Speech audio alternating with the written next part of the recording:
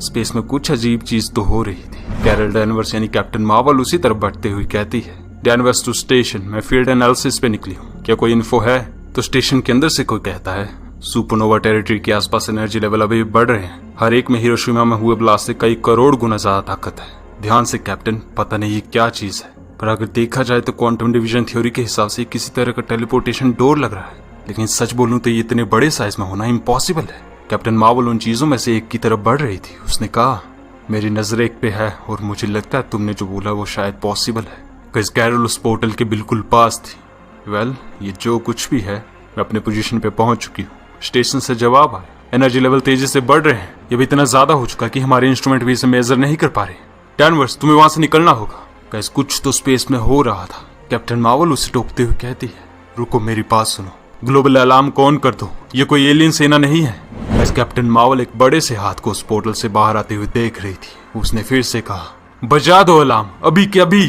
उधर Tony, cap और थोर क्विंजेट में आसमान की तरफ बढ़ रहे थे। तभी टोनी का एआई कहने लगा, मिस्टर स्टार्क, वो एनर्जी वो अचानक से बहुत ज्यादा बढ़ चुकी है और बहुत हद तक एक टेलीपोर्टेशन नेक्सस के जैसे महसूस हो रही है। तो टोनी ने कहा, उसे बंद करने की कोशिश करो, सभी स्टार्क सैटेलाइट्स और ड्रोन जो भी ऑर्बिट में मौजूद हैं उन्हें यूज करो।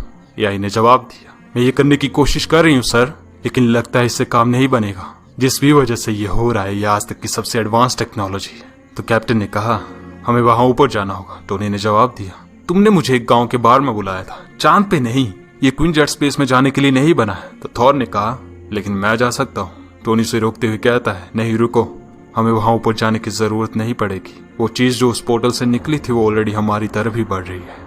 उधर डॉक्टर स्ट्रेंज और टिचाला अर्थ के सेंटर के करीब पहुंच चुके थे। डॉक्टर स्ट्रेंज ने कहा, हम सरफेस से मीलों नीचे आ चुके हैं। अगर मेरे पास मैजिक नहीं होता तो यहाँ के प्रेशर से मैं बच नहीं पाता। टिचाला अपने आसपास देखते हुए कहने लगा, ये सब यहाँ के नहीं है। गैस, वहां उनके पास हजारों लाखों अंडों के जैसा कुछ था, वो दोनों इन्हें ही देख रहे थे। डॉक्टर स्ट्रेंज ने कहा, ये ऑब्वियस है, ये यहाँ बहुत पहले से थे। तो टिचाला कहता है, मुझे यहाँ कोई लाइव सिग्नल नहीं मिल रहे, ये सब इनएक्टिव पड़े हैं। डॉक्टर स्ट्रेंज ने जवाब दिया, हाँ मुझे भी यही लग रहा है, लेकिन गैस वहां कुछ अंडे फूटे हुए थे। डॉक्टर स्ट्रेंज उन्हें देखते हुए कहते हैं, मुझे लगता है यहाँ सभी के सभी इनएक्टिव नहीं है टिचाला।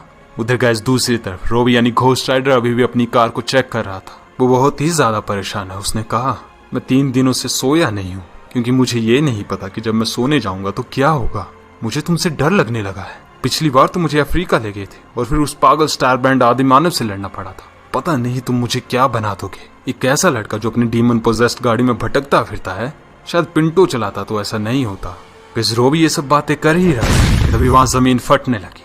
रोबी का भाई अंदर से कहता है, रोबी ये कैसी साउंड थी, क्या कोई अर्थक्वेक आया है? रोबी ने कहा, मुझे नहीं लगता गैबे, पर तुम बस अंदर ही रहो। अब क्या नया बखेड़ा है। गए जमीन में से बड़े बड़े हरे कीड़े निकल रहे हैं। रोबी घोस्ट राइडर में ट्रांसफॉर्म होने लगता है। अगर तुम सब हेल से आए हो और मेरी गाड़ी को ले जाना चाहते हो तो खुशी से ले जाओ, लेकिन अगर तुमने मेरी फैमिली की तरफ आंख उठाकर भी देखा तो फिर सुन लो मेरी बात, तुम यहाँ एक और हेल देखोगे, अभी के अभी यहीं पर।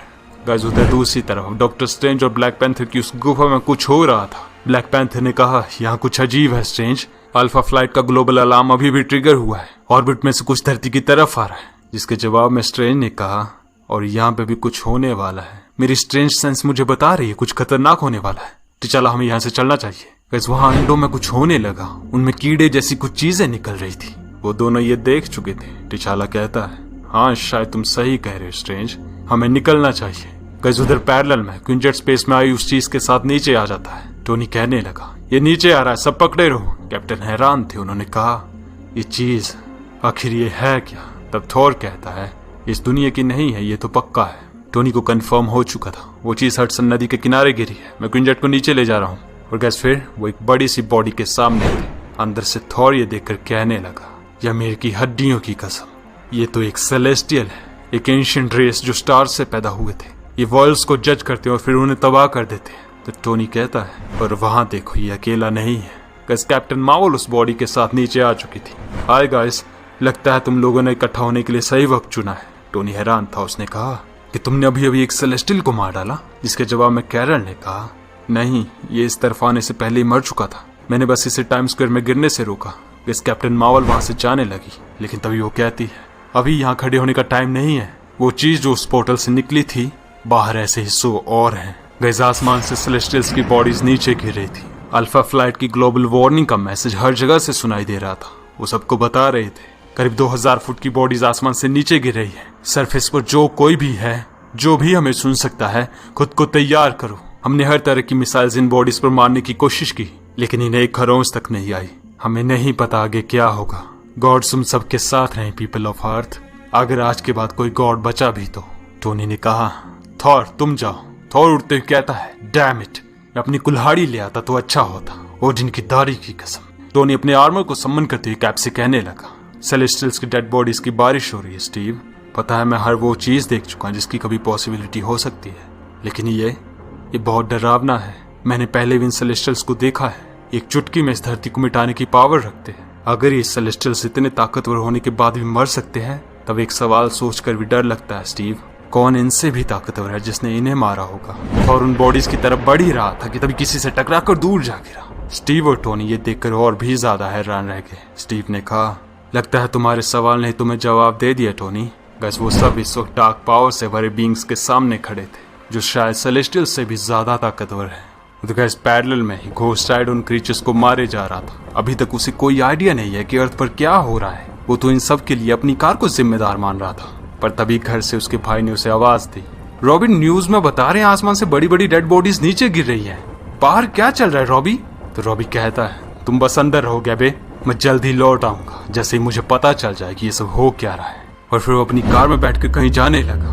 मुझे ये पसंद आए या ना आए, लेकिन अब मैं ही घोस्ट राइडर हूँ। उधर जेनिफर यानी शी-हल्क के सामने भी एक सेलेस्टियल बॉडी आ गिरी थी, और वो भी बाकियों की तरह हैरान है। वो अपने आप से कहने लगती है, आसमान से गिरा हुआ डेड जायंट, यहाँ तुम्हारा कोई काम नहीं चैन, ये तुम्हारी औकात से बड़ा है, और फिर ये मेरे गुस्से के लिए भी अच्छा नहीं है। लेकिन मैं अभी तक शांत कैसे हूँ? ओह गॉड, मैं बेवकूफ, मैंने उन लोगों को मार दिया। पर गैस तभी जेनिफर देखती है, उस सेलेस्टियल के आर्मर से कुछ कीड़े बाहर आ रहे थे। जेनिफर अपने आप को रोकने की कोशिश करने लगी, लेकिन वो शी-हल्क में बदल जाती और कीड़ों को मारना शुरू कर देती है। उधर कैप्टन अमेरिका क्विनजेट में थी। उन्होंने कहा, टोनी उनके आर्मर की वीकनेस क्या है? मैंने सिर्फ एक शील्ड से एक बैटलशिप को डुबो दिया था। इसका मतलब हर एक चीज की कोई ना कोई वीकनेस जरूर होती है। तो टोनी ने जवाब दिया, मेरी एआई हंस रही है कैप, इसका मतलब इस चीज की कोई वीकनेस नहीं है। तब थॉर उसकी तरफ बढ़ते हुए कहने लगा, जितना मुझे पता है कोई भी क्रीचर जिसके पास थोबड़ा है वो मार भी खा सकता है। अब ये लो जायंट्स। टोनी थॉर की बातों से इम्प्रेस्ड हो जाता है। उसने कहा, अब ये कोई ढंग का प्लान लग रहा है, लेकिन मैं जितना इस आर्मर को स्कैन करते जा रहा हूँ मुझे कुछ समझ नहीं आ रहा। इसकी कोई सेंस नहीं बनती। मेरे स्कैन्स बता रहे हैं कि इस आर्मर के अंदर हजारों लाइफ फॉर्म्स हैं, लेकिन वो जो भी हैं वो किसी भी एंगल से सेलेस्टियल तो बिल्कुल नहीं है। उधर थॉर डार्क सेलेस्टियल से मार खा के बेहोश होकर नीचे गिरा था, तो वहीं शी-हल्क उन कीड़ों को बुरी तरह धो रही थी। वो कहती है, हल्क तुम सब मामूली कीड़ों से नहीं डरती। और फिर तभी नीचे पड़े एक सेलेस्टियल ने एक ही वार में उन कीड़ों को मार दिया। शी-हल्क ने कहा, तुम जिंदा हो? क्या सेलेस्टियल्स के पास टेलीपैथिक पावर्स होती हैं, जिससे ये नीचे पड़ा बीइंग इस वक्त शी-हल्क से बात कर रहा था, और ये कोई और नहीं बल्कि एसन द सर्चर था। शी-हल्क उसे महसूस कर सकती थी, लेकिन उसे कुछ समझ नहीं आ रहा था। उसने कहा, हल्क तुम्हारी बातें सुन रही है, लेकिन हल्क को कुछ समझ नहीं आ रहा। क्योर? कैसा क्योर? और फिर गैस देखते ही देखते एसन ने शी-हल्क को कहीं टेलीपोर्ट कर दिया। तो गैस ये एपिसोड यहीं पर खत्म होता है। नेक्स्ट जल्द ही आ जाएगा, लेकिन जाने से पहले ये वीडियो अच्छी लगी तो इसे लाइक कर देना।